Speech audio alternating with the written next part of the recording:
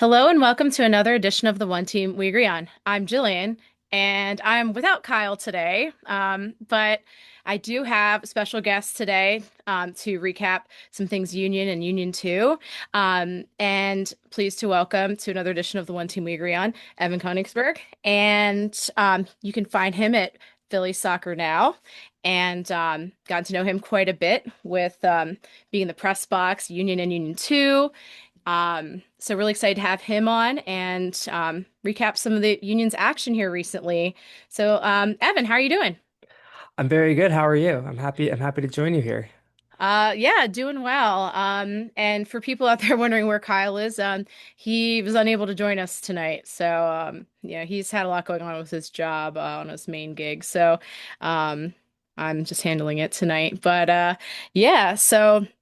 Um, for everyone listening, you can find our podcast at wherever you get your podcasts. We have our YouTube channel, One Team We Agree On. You can find us on socials at on Twitter and on Blue Sky at TOTWAG and on Instagram and Facebook at the One Team We Agree On. And I'm at silly double underscore Jilly on Twitter. Nothing like those the handles that I've had forever. But Never gets old. right. And so yeah, so some great stuff here. We're going to talk about the Nashville match for the Union. We're going to talk about Red Bull 2 for Union 2, and also some news around Next Pro and the MLS. So, yeah, let's get to it. Oh, and before we start, I always like to talk about what we're wearing. I know Kyle's usually the one that asks me that. I am wearing my Maxi throwback Sixers Oh jersey. yeah. Oh yeah. Sixers are playing as we are recording, and it's a close one. Try So, not to think about it. right. And yeah, so I just thought I'd wear that. Yeah. How about you, Evan? What are you wearing? So I knew this was coming and I knew I had to bring my best. So I'm wearing the 2016 U.S. Men's National Team number 11 Alejandro Bedoya jersey because I Yes. had to bring out my best. And just for some of the listeners that might not be familiar to me, I write for Philadelphia Soccer Now. I make video content for them. You can find us on YouTube, Instagram, Twitter, Blue Sky, and you can find me on Twitter and Blue Sky at Evan Knows Ball, or just search my name, Evan Konigsberg. Yeah. So, yeah, I love that jersey. That's great. Um, It what a was a good great throwback. find. It Yeah. was like a miracle to stumble upon it, but Yeah, absolutely. And I know like actually today for at work because it was we have always like a Wednesday theme for where I work for school and today was wear pink or red or hearts because it had to do with like caring or something. So I actually wore my red like hearts jersey, oh, Heart of okay. So like Midlothian. Finley, yeah, okay. Yep, and it's my Nice, Stu nice, Finley nice. one. Yeah, so it What a literally game has on heart on Monday. it. Oh my goodness. What a Yeah, game. yeah. So, but I did change it up for the evening. But yeah. So let's get into it. So, some news in MLS Next Pro. First of all, this came out last week. KKR making a strategic investment to accelerate the growth of MLS Next Pro. So, big news here.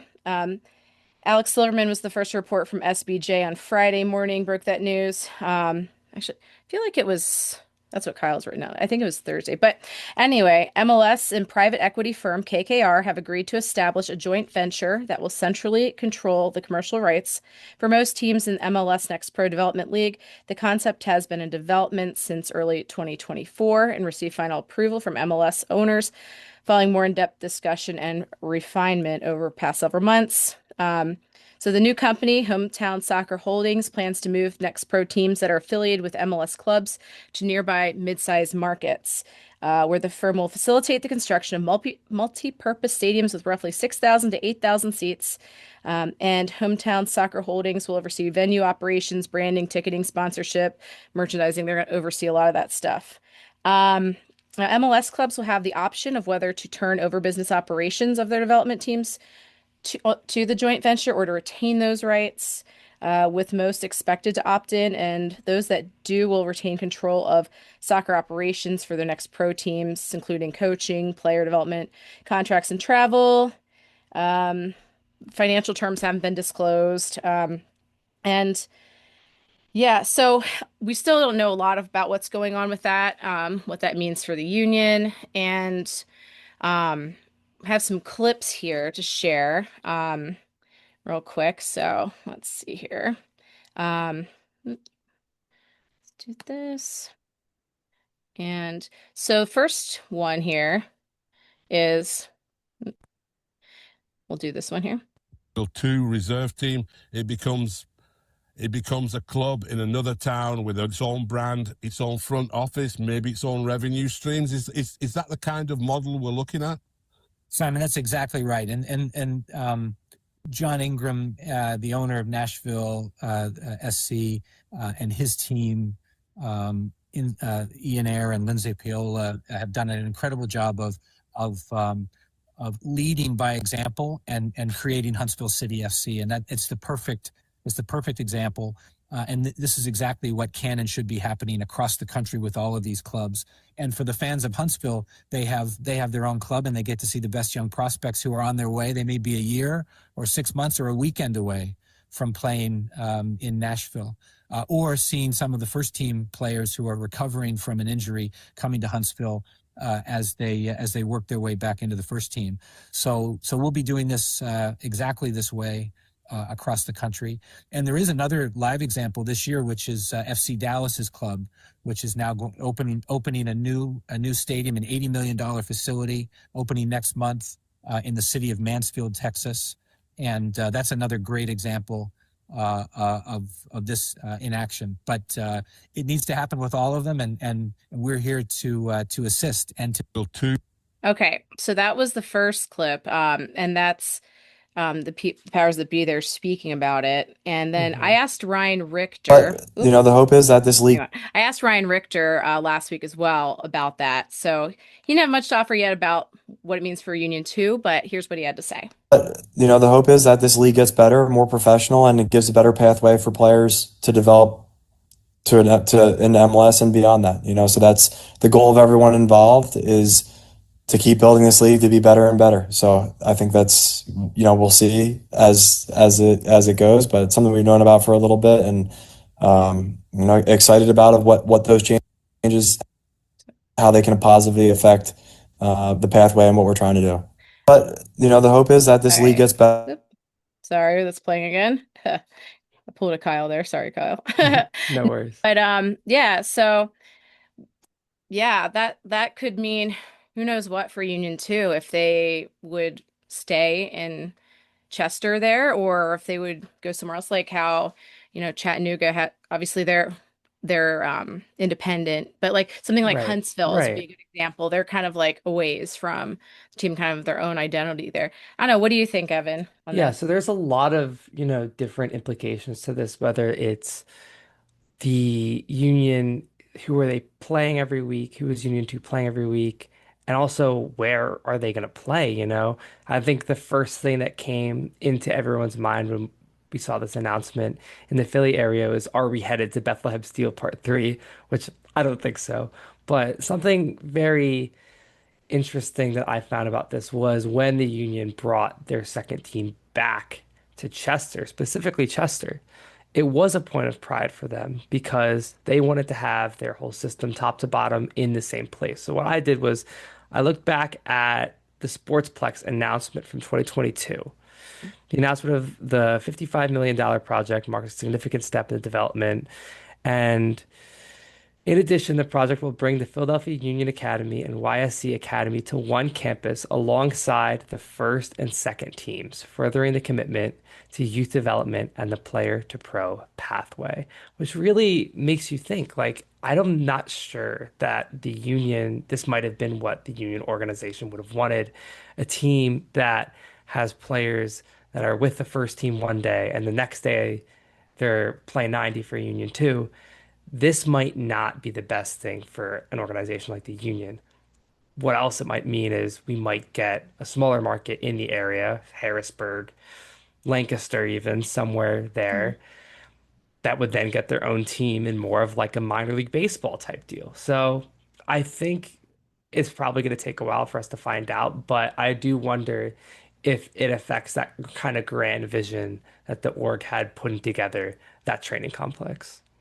Yeah, I think that's a fantastic point because, yeah, when this came out, I thought, well, wait a second. They just made this awesome complex. Everything's so integrated. You have the whole pathway there in that central Hmm. location.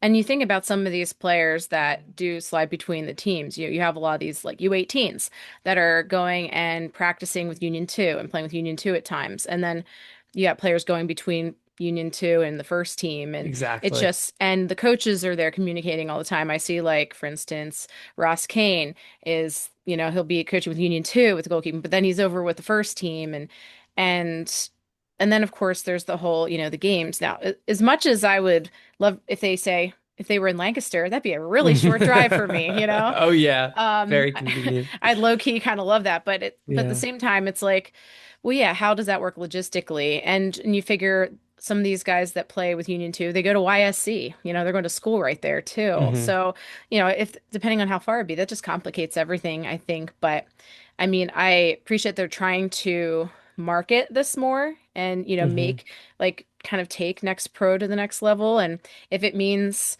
Right. they're going to have more like merchandise, sell the kits Yeah. and stuff. I mean, we know a Yeah. lot of people want the kits. Oh, Um, yes. and some of the Next Pro teams are selling them. For some reason, I get FC Cincinnati emails. I need to, like, get unsubscribed from You that, but gotta I keep unsub, getting. you gotta block them. I know they like I keep getting that because, like, we went to a game there like in 2023. I don't know, but they're selling their second team kits. There's a few Yeah. that are. So, um, yeah. So we'll see. I'm intrigued by this and where it's gonna go, Yeah. but yeah. And I'm just gonna, before we kind of move on from this, Yeah. there's multiple sides to this coin in that you think MLS Next Pro, you think second team, MLS reserve team. That's true, but there are these independent senior teams like Chattanooga, like we mentioned earlier. And I talked to Ryan Richter after the CT United game this year because CT United, it's their first team in MLS Next Pro. It's an older team, a lot of college graduates there, 23 plus year old players. Hmm. And I asked him about that, being that a lot of his players are 16, 17 years old, and he thought it was great. He Hmm. says, we welcome the challenge. Great experience for my young guys. It's only going to make them better. And I do wonder if this will only encourage the independent MLS Next Pro team even more, given that they are already showing the independence of the MLS market and the MLS stadium. And the stadium investment's a huge thing with this as well. Yeah, absolutely. I know, like, yeah, I've talked to Ryan about it too. It's like they always are, glad to have some of that next level competition, Hmm. whether it's Chattanooga or CT United. And there's more of these independent Next Pro teams coming too. So there's like several of them that are in the works here. So yeah, we'll see. And We'll see. yeah, I know, even like that's like what Ryan's like, well, we'll see. But Yeah. I am definitely intrigued. So um but yeah, those of you guys listening, what let us know what you think. And you know, it's when you see how few people were at the Union 2 games, like, it was awesome back in 2024 because, like, good crowds were showing up, but also you had Kevin Sullivan was like, Hmm. people were showing up to see Kevin, and also the first team was kind of like struggling, but I mean, not that they aren't now, but it was, how it was in 2024. So it was like, but Union 2 is, Hmm. just balling out. So I don't know, but Hmm. if it can get more people Yeah. invested, maybe. So That demand is a big thing. And I do wonder for some of the other teams, like when I was in DC this year, that stadium investment. If you're building a new stadium and it's not like USL where you're a tenant in a baseball stadium or a college soccer stadium, I was talking to people in DC. They announced they're building a stadium in Baltimore. And a lot of people are like, who really wants to see like the 24th place MLS team's reserves? And I think that's going to be something that it's going to be a test of the marketing of the passionate of people to watch their local team, whether they're an MLS team or not. So we'll yeah. see. Yeah, absolutely. I mean, if I'm being honest, I think, say, the Lancaster area wouldn't be bad. There's a big soccer, I should say, like, kind of, yeah, there's a big soccer base out here. I mean, we have Hmm. Spooky Nook, we have the Nook complex out here, and it just draws tons of people. But yeah, we have a pretty big, like, youth soccer contingent out here. So I don't know. But that's just me being selfish if I could have a short commute for something. But anyway, moving on, let's talk about just a little bit about the Vancouver Whitecaps situation before we dive into the Union stuff. There's all this talk about, of course, moving Vancouver Whitecaps, and it really is a shame, honestly, because um, that club has been there for so long and they have their identity. And but on this, a group led by businessman Grant Gustafson announced that it had submitted a bid to Major League Soccer to buy the Whitecaps and relocate the club to Las Vegas. Because, that's where all the clubs that are relocating are going in the different sports. But the group has proposed building a privately financed soccer-specific stadium in Las Vegas with no public funding, though details of the site and terms of the offer were not disclosed. According to Sportsnet from the Canadian Press, it is believed multiple offers are on the table to relocate. Vancouver's been up for sale since 2024. No offers come to the table. And the stadium situation at BC Place and Don's Twitter are oh yeah, and Don Garber's Twitter getting hacked. Apparently Hacked. No, I don't hacked. think he. I I don't think it was know. probably It probably an was. admin. I highly doubt that Don Garber himself is ever tweeting on his account, but Right. I could be wrong. I could be way off on that. Yeah. And for people who don't know what it said, basically it was liar, liar, pants on fire. Oh my gosh. Like elementary Oh school level man, there. But literally. anyway, yeah, I mean, there's all these teams that are going, you know, moving to Vegas lately. So, but um what do you think about this situation with Vancouver? Yeah. So first, I'm going to add a little bit more context Mm, for our listeners here and yes. say the Whitecaps play at BC Place is a Hmm. multi-purpose venue. They do not own it. It is owned by BC Pavilion Corporation or PAVO, they call themselves. They pay rent, they're tenants. They don't like, it's not like the union where, the union can bring in a lot more of their game day profits. They're tenants in this stadium. They really lack revenue control. And, the stadium owners, they take a minor cut of the ticket sales, but MLS gets a lot of that. And the Caps only get if they exceed $3.5 million of food and beverage revenue, they then get 12.5% of that money, which is very, very minimal. So on top of that and the rent, it's kind of easy to see why they're kind of having issues here. And it seemed like like you said, the Caps have been up for sale. The current owners bought this club in 2002 when they were in USL for $35 million. It's worth way more than that now to have an MLS club. It's probably over $400 million. That's around where Forbes puts it. So I think the current owners are more inclined to get out than they are to splash on a stadium, which would be much more difficult to do. When it comes to relocation, I have a lot of thoughts on this, as I'm sure you do as well. Hmm. But there is nothing more cruel for a sports fan, in my opinion, than to lose your team. Hmm. I think that's terrible. And I hope that people in the Vancouver area, people in power, in charge, people, maybe some of the wealthier people in the Vancouver area, I hope that they get involved with this because it would be a disaster considering how the Caps have looked the last couple of years too, how into it the fans are. They brought a couple thousand fans to Cruz Azul for the CONCACAF Champions Cup final. That was incredible. Hmm. And for this to be the talking point at this point in time in the Caps history, it just sucks. And I really hope that they find a resolution to stay sooner rather than later. Yeah, absolutely. I mean, if that happened to say like I would hate that, Oh my gosh. And honestly, there's I mean, yeah, it just feels like Vegas is getting so many teams like from Hmm. elsewhere there that's nothing's like organic for them.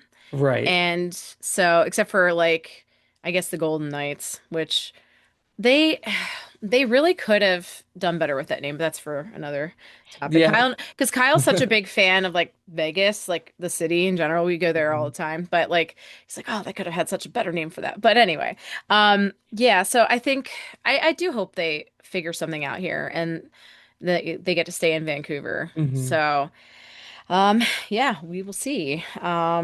And And I'm that just was, going to jump yeah. back in Yeah, really go ahead. quick Go and ahead. say that data I got about the 12.5% of the food and beverage that came from Bob Mackin on Substack. So thank you, Hmm. Bob. He actually acquired or found the original contract agreement between the Whitecaps and BC Place and really broke that down. That was a cool read, kind of helped me understand a lot more about the financial workings of all of this and why the Caps are trying so desperately to move out of BC Place. Yeah, no, that's really interesting. I didn't even know that detail either. Yeah, that's wild. Yeah. So that Uh, lease was done in 25 and they extended it 1 year to the end of this season, just as like a last resort, like we need to figure something out. yeah. Yeah. Well, that, gosh, I do hope they figure that out. They seem to have Mhm. such a good fan base, honestly, that's like really Oh invested in yeah. them. So, I mean, honestly, I'd be really devastated for their fans if they have to move. And it's not like I mean, and that's a far move too. Oh my So, gosh, I mean, yeah. it's not like there's that many Canadian teams in MLS. And so, but that's a trip that Kyle and I had thought about taking last year when they went out to Vancouver. In hindsight, we're really glad that we didn't go to it. Because that 7-0 drubbing of the Oh my Union. God. Um, yeah, Don't remind me. but we that was a trip we were like, oh man, that would be so cool to visit there because I've heard like what a cool city it is. So Yeah. And you and Kyle know this. Vegas has a pro soccer team. yeah, they So do. They have a USL team. you worry about a San Diego Loyal situation where, oh, here comes Yes. the MLS, and then you're looking for a new stadium as a USL team, and you kind of are like, all right, well, maybe people's appetite for USL soccer will go down given an MLS market, and then that's kind of the end of the road for you. And I feel like the Lights are doing pretty good for themselves, so I would hate to see that happen. Yeah. Yeah. Yeah, we've been to a couple lights games out there and the ones we were at were not, I mean, it was the summer and it was hot. They weren't like super well attended, but they Hmm. had a, loyal fan base there. We had a great time. It's funny because when we went the last time we went in there, these guys that were DC United fans and they're outside like tailgating and they're like and they invited us over. They're like, "Hey, you want to come like hang out with us? You want?" They're like, "You want a beer? You want to come hang out with us?" And they were really cool. And like we were talking because they're like, "Yeah, we're DC United fans, but we're also Las Vegas Lights fans. We live out here now." And but yeah, they were super chill. And and the stadium, it's an old baseball stadium. It's where Yeah, the it yeah is. the Las Vegas 51s used to play AAA team, but now they have the Aviators. But yeah, so. As much I think low key Kyle would love to see them move to Vegas, but no, yeah, I think that would also hurt the identity of Las Vegas Lights, and I'd hate to see that team go like the Yep. Loyal did. Yep. So, but yeah, so let's talk Union versus Nashville. Yay. Yeah. Another nil-nil draw. Right. So it's like, yeah, if you would have said to me early in the season, oh, it's a 0-0 draw against Nashville, who's in first place, I've been like, okay. But then when you look at the context of it, of how the game was, it's like, oh, that's a disappointment. And we often talk about, you know, a loss draw and a win draw. When you're on the road, especially, and you get a draw, that's usually kind of a win. At home, against a team that is rotated and missing like their top players there, at least for the first half. And of course, Surge was out for the entire game. And, Mukhtar and Espinoza, they didn't get brought in until the second half. And you're thinking, okay, that first half, man, could they put up some goals here? Mhm. So let's talk about that a little bit. First of all, the lineup. Bradley's been trying a, different combinations with the lineup. And so we saw Bruno on the bench and Yep. Aldo getting the start up top with Milan, and then Mhm. Cavan and Indy get the start there. What do you think about the lineup that Bradley had to start?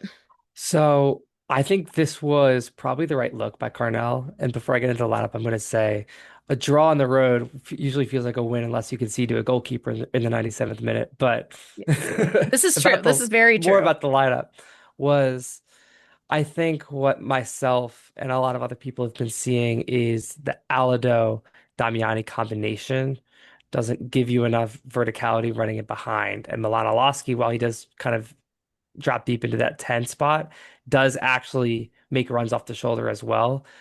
And it kind of gives them that added dimension of being able to get in behind. And we saw it in this game. We saw it in the Toronto game, actually. That was the first goal in the Toronto game. And Cavan was great in this game as well, so he gets into the lineup. Olaski moves up to striker. Damiani sits. So it opens up the spot for Cavan, and Olaski plays up top. And Olaski had his chance in this game. He had a couple, but he had one really good one on a ball from Frankie Westfield where he was Mhm. doing exactly what I was just saying, running off the shoulder in behind Woledzi, and he was just reaching for the ball a little too much, couldn't put it in. Cavan was really active in the first half. He had a shot or two, and they couldn't really just get it over the line. They took a lot of shots, but in terms of the lineup, I liked the direction that Carnell went with it and giving Damiani some time to kind of watch the game before coming in.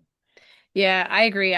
I thought, okay, that's good because yeah, the Damiani and Aldo partnership just not working. Got to shake that up a little bit. And Mhm. I think we did see better from Aldo. I think he's starting to grow into it. I know it can be an adjustment, but it was good to see. I thought the pairing with Woloski was a lot better. I thought that I was glad to see Cavan starting and see him and Indy the way that they were. And Frankie on the right. Of course, that's his strongest. He can play the Oh yeah. left. He can do well, but hmm Frankie got to really shine there, and I thought he was really good. I thought Cavan had an excellent night, and you really see him starting to grow into it as well. And a shame that Jeff Sari Larson has to exit in like the 15th Oh minute. man. He's been doing a solid job back there. But he, of course, got pulled on his shoulder that was bothering him when he got that foul that with that rescinded red card that play he that got aggravated. So hopefully he'll be good to go. I'm sure there'll be updates in the press conference tomorrow about how some of these players are doing, including Bueno. But yeah, I thought that lineup, I thought that was decent. And to their credit, yeah, they were getting shots. They're still not getting it over the goal line. But the chances were there. They outshot Columbus really, but Yeah. they, yeah, they just couldn't get that goal. And of course, the goalpost. Anyway, but yeah, so as I was saying, um, yeah, I was thinking, okay, well, their best chance here was to score before the big guns come in, because you knew Mukhtar was going to come in. You knew Espinoza was going to come in the second half probably, because their mind's on CONCACAF Champions Cup, which they lost last night. I saw, but missed opportunities there. But to their credit, they did hold off. I thought they held off those guys pretty well in the second half. hmm So at least, getting the clean sheet there, I mean, that was a positive. You know, so it it wasn't great. It wasn't terrible.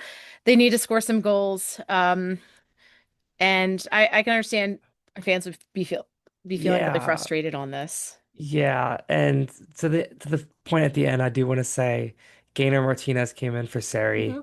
defensively. He was great. He was awesome in this Yes. game.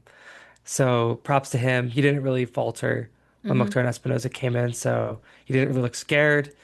We hadn't seen him in MLS since Makanya was sent off against NYCFC, so good for him. I was happy to see that performance. Circling back to the shots and these post-game press conferences, if you listen to them, you'll know this. If not, I'll tell you right now. They are starting to sound the same about Carnell saying, I like the way we played. We had our chances. It just didn't go in. And eventually they're gonna go in. And I get that. And I think in this game, I maybe get it a little more. But I kind of looked into this a little bit more to see like, is this justified? Like, are the Union playing well because they're getting hmm shots? So it was Nashville. They had 16 shots, which hmm is a lot, but only four were on target. They did create three big chances though, which is one of their best so far this season. So three big chances to score, all of which were missed because they didn't score. Nashville had eight shots, only one on target. So well done in this game. But over the span of the season, are they unlucky or are they shooting from outside the box? Are they shooting low percentage shots? Are they shooting non-threatening shots? So looking at the MLS numbers, the Union are eighth in shots per match, which is top 10. It's pretty good. You take hmm that. You're probably like top four or five in the Eastern Conference if you look at it that way. In big chance creation, the Union are 24th, which is sixth bottom in the league. So there's a big disparity there. So they're taking these shots. When they have good chances, they don't score that many, but a lot of them aren't really super quality chances. And when you look at it in a sense of goals per shot taken, they are dead last in the league. And this is a mix of, the strikers being cold, Damiani being unconfident, Aldo adjusting, and a lot of long shots from outside the box. I think it's trending in the right direction after the Nashville game, but still, I think there's a little bit more that they could be doing offensively here. Yeah, 100%. And, back to what the point was huge. I thought that was huge for Gator Martinez getting that. I think that brought a lot of confidence because, he really wasn't getting the opportunities. And, when Carnell's going with, say, Nate Harriel at center Hmm. back, Another thing to think about too is how much was their kind of substitution plan thrown off by having to bring in Jeff so early. It sounded like Right. they kind of had a feeling they might need to, depending because of his status. Hmm. But at the same time, yeah, I mean, having to make that substitution so early, I'm sure that probably threw off the game plan a little bit. So, um, yeah, I feel like it was a little bit more positive that they seem to be trending in the right direction, but they still need to get it Right. over the line. And I think it's going to be really telling in their next match, like, if they can, actually get it going. But I'll be interested to see, what kind of lineup Carnell goes with again, if he's going to stick with that sort of lineup. Also, Hmm. it'll depend on some of the injuries. I mean, I really feel for Bueno because he was really getting his chances and really playing well. So that Hmm. was What that a was shame. heartbreaking for him with that. So um, yeah. So any other thoughts on Nashville before we move on? Yeah, so I do want to say that as a guy that covers local soccer, I have to give a shout out to BJ. I mean, BJ is doing a Hmm. great job with this group. This is a guy who was a former assistant under Jim Curtin with the Union. He has them in first place, and they did just bow out of the CONCACAF Champions League in the semifinals last night, but it was what a run from them. Hmm. Losing Sam Surridge was kind of tough for them. I mean, he's probably the best striker in the league. So, but I can't say enough positive things about what Nashville has done this year. And even it goes to show you that even their backups gave the Union a game. Um, One other thing I do want to touch upon that a lot of people are probably happy to hear about this game was Cavan started the game. It's his second start in a row. Hmm. So I think we might be seeing a trend here rather than just getting a start or two mixed in. When we asked Bradley Cornell about this after the game, he actually said that knowing he's playing a physical Nashville team, he designed their game plan around getting Hmm. Cavan an open space to dribble so there isn't a guy on his back shoving him around and stuff like that. So pretty cool to hear. Hopefully we're going to see more of Cavan Sullivan soon because I know a lot of people have been getting a little antsy to see some more Cavan minutes. Yeah, I'm glad you brought that up because I thought that was really interesting when Carnell said that. And I think it's really encouraging. And as someone who covers Union too quite a bit and really likes seeing the development of these players coming up through, I yeah, I'm excited for Kevin. I think he's earned it at this point. He's Oh showing he yeah. can hang with the big guys here. And he's really growing into it. He's getting so much better. And it'll be interesting to see. Yeah, does he make that, star of the next game? I'd like to see it. I Hmm. think I honestly think that first MLS goal is coming soon. Maybe that'll be the next goal the Union finally score, right? Oh my So gosh. that Somebody's would be first. something. Damiani's first. Alado's first. Cavan's first. Somebody. Yes, just somebody score. Please. Yeah. So yeah, so they'll have New England on Saturday. They'll be traveling there and then we had on Sunday, we had Union 2 hosting Red Bull 2, and Red Bull 2 is in second place, and Union 2 had tied them 1-1 on the road the last time they met in March and had won the shootout. Epic job by George Marks in goal there, and not a whole lot of offense. They didn't have a single shot till like Lennon Harrington scored like in the middle of the second half, so they hadn't had much going. I know Ryan Richter said it was not a great performance by them, except until George made all those saves in the shootout. So, on the match. Red Bull too. Um, pretty strong lineup I thought coming out. You actually had this was interesting though. I mean, you have Stas Korzeniowski and Malik Jakupovic at Oh my striker, and then you gosh. have Eddie Davis. Okay, Eddie Davis playing at attacking mid, like right there on the left. And Ryan Richter said after the match when I talked to him, he thinks it's the first time that Eddie has ever started in that position. He said not played, but definitely started in Hmm. that position. So that was different, but I didn't mind it. I know Richter said Eddie did a really good job. And so I kind of like that. And they had William Ferreira on the bench. When William came in, he did a really, really good job Yep. too. So, I thought this lineup was pretty strong. You see Rafael Uzcategui like killing it in I was upstairs cheering about something. Oh, the Sixers lost 108 to 102. Oh man. Now they're 0-2, I knew just that like was the coming. Flyers. I knew that was He's a coming. Timberwolves fan. I don't know what he's celebrating about. Anyway, but moving on from that. But anyway, yeah, the back line's doing well. I feel like Finn Sundstrom's looking better and better there, but Hmm. Rafa's good. And um, you know, we do Red Bulls. We're gonna bring physical game, and so you get Stas, of course, doing his thing. He scores his fourth goal in his, third appearances, three appearances, and he's got four goals leading the team. His And an Malik has assist. three. Assist to go Yes. with it. Yes, yes. So he's doing well at that level, and it's good to see him getting that work, but I feel like he's kind of beyond next pro, I think, but he's not getting the chances at MLS. It's like almost like would Yep. he be better off like loaned to like USL or something? Like Hmm. how CJ and Marcus are thriving. I mean, Marcus, he's killing it at Brooklyn, but I digress. But no, it's good to see him at least getting that work and um but then there were some really questionable things in the match. And Red Bull, they equalize and then they get the winning goal. And Union 2 lose 2-1. And they almost had the equalizer at the death there. It looked like Stas had scored, but it was offside. But it was not to be. No, but there are a couple unfortunate things, and I know I'm not one that wants to like blame the ref, and I know Ryan doesn't want to blame it on that either. But as I know Kevin Kincaid likes to say, more than one thing can be true. Okay, the ref could have called some things better, and Union 2 could have Right. played better in some situation at the Exactly. same time. So what happened was, of course, Andy Rojas from Red Bull 2 was already on a yellow, like from early on. And then he commits another foul on Finn Sundstrom. And that should have been definitely a sending off of that. Richter said so. And, all of us watching were like, why is he still on the field, really? And so that was kind of a blown call. And I thought the first goal from Red Bull did definitely look offside. I know.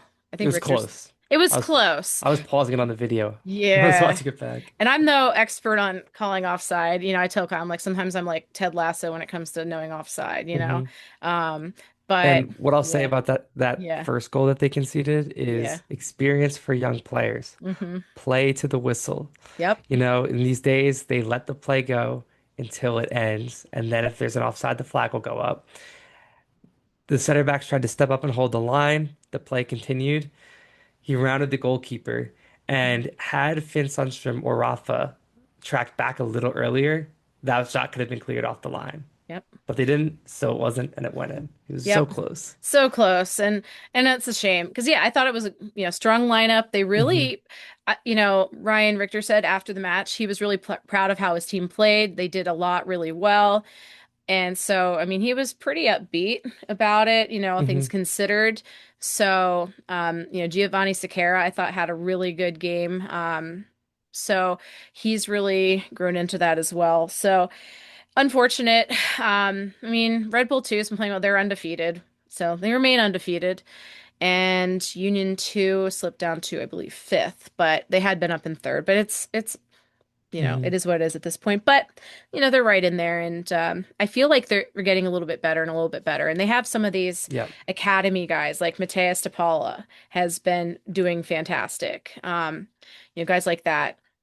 And so, as well as, yeah, William Ferreira, really good game for him. Hmm. He's been doing really well, and he's been at the U18 level, crushing it there, like in the Dallas Cup. So, these guys are all contributing well, and they actually get well off from MLS Next Pro matches this weekend, but yeah, they'll play next Wednesday. They're playing at the Wednesday. same time as the first team. The first team's going to be Oh, in Orlando, and Union 2 are going to be home. Um, interesting. So we'll have to and make a decision, you and I. yeah, I think Kyle's going to cover the first team, and There you I'm go. going to do Union 2.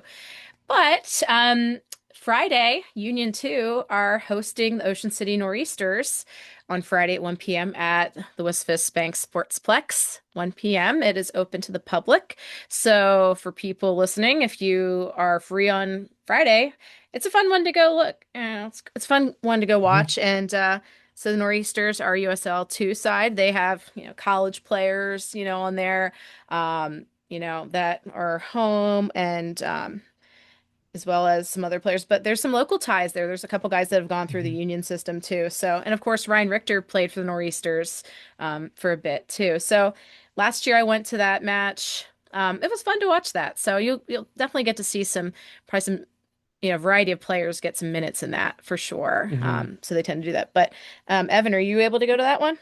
I'm not, but I will be in Pittsburgh this Mm, weekend, which is very unfortunate. But I will throw out there USL 2 is getting kicked off this weekend mm, for this Pennsylvania division. Westchester play Lone Star on Saturday.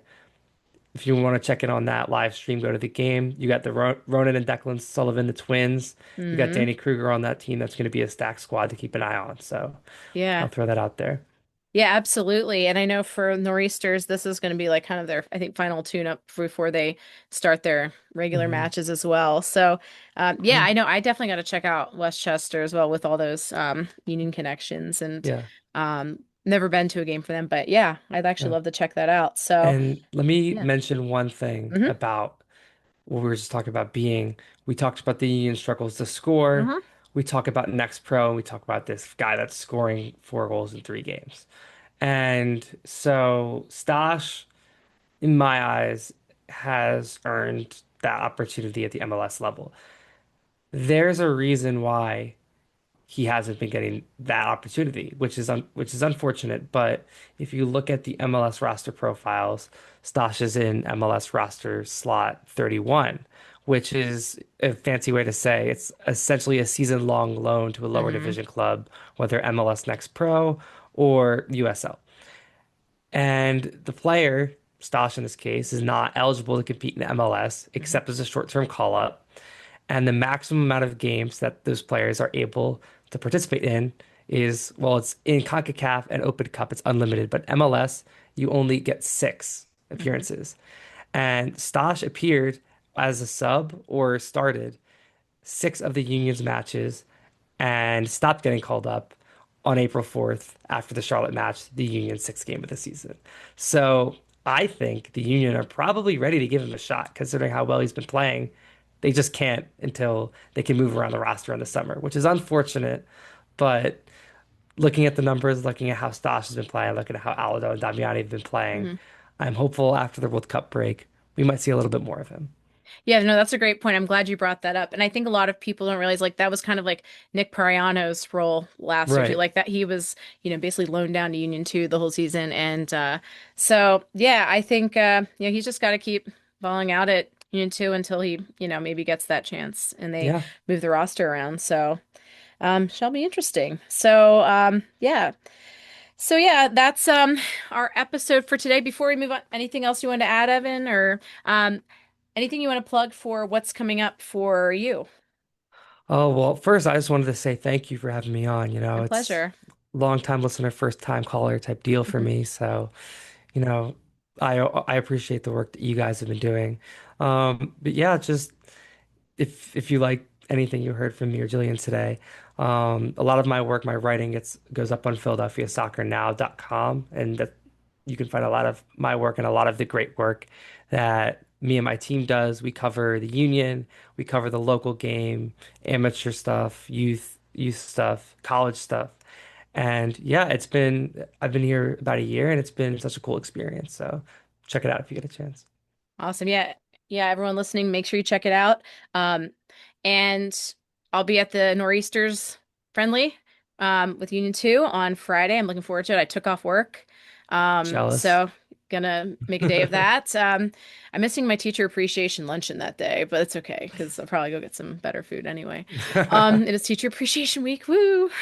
Anyway, so but yeah, looking forward to it. And again, thank you so much for coming on. This is been fun. I always enjoy chatting with you up in the press box as well, and appreciate that you come to a lot of those Union 2 games too, because Yeah, man. I know they appreciate all the coverage and and they're a fun team to cover, It's such a honestly. fun team. I love it. And sometimes it feels just like kind of a breath of fresh air, when maybe the first team is, going through their things. So, Exactly. but yeah, this has been great. And that's it for this edition of the One Team We Agree On. Make sure you like and subscribe and follow us on our various socials.